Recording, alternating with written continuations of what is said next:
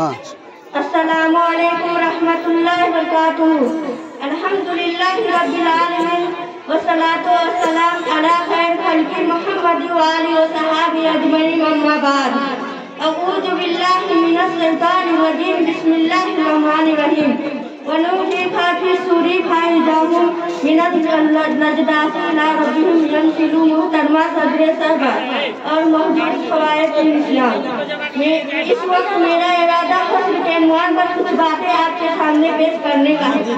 حسن کا معنی اقتدا کرنا ہوتا ہے، لیکن قرآن پاک اور حدیث میں حسن کے اس وقت اور دن کا نام جب دنیا میں فنا ہو جائے کے بعد سب انسانوں کو اللہ رب العالمین کے سامنے اپنے دنیا میں کیوں عمل کا جواب دینے کے پیش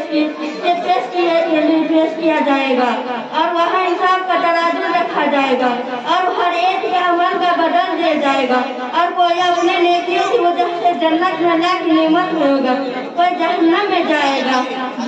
اللہ کی نعمت میں جب اسرافیل علیہ السلام ایک بار سورہ پھونک نکائے گئی تو پوری دنیا طیبہ ہو جائے گا، اور پھر دو بار سورہ پھونک نکائے گئے تو سب سب تو اللہ کے سامنے حاضر ہو گئے. میں نے ابھی آپ کے سامنے جو آیتیں تلاوت کی ہے اس میں اسی چیز کو بیان کیا گیا ہے. اس کا ترجمہ یہ ہے کہ جب سورہ پھونک نکال جائے گا تو سب ایک ہی اپنے قبر سے اپنے رب کی طرف ڈوب گئی، یعنی اپنے عمل کے حساب کتاب کے لیے پیش ہو گئی. رسول صلی اللہ علیہ وسلم فرمائے کہ ہر شخص اللہ سے بات کرے گا، درمیان میں کوئی اور نہیں رہے گا. وہ دائنے دکھائی دے گا تو اس کا عمل ہی دکھائی دے گا، بات جناب دکھائی دے گا تو اس کا عمل ہی دکھائی دے گا، سامنے دکھائی دے گی تو آگے ہی دکھائی دے گی، آگے دکھائی دے گی.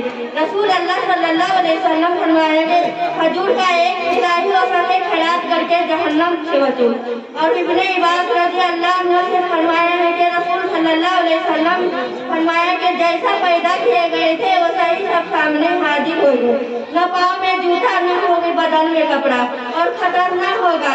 حضرت عائشہ رضی اللہ عنہ سے فرماتی ہے کہ جب میں نے رسول صلی اللہ علیہ وسلم سے یہ بات سنی تو میں نے کہا تب تو یہ دوسرے کی دکھائی دے گی، آپ کو بھی دکھائی دے گی. سامنے دکھائی دے گی تو اتنا دشوار دکھائی کے سوچے گا بھی نہیں. اور ابن عباس رضی اللہ عنہ رسول صلی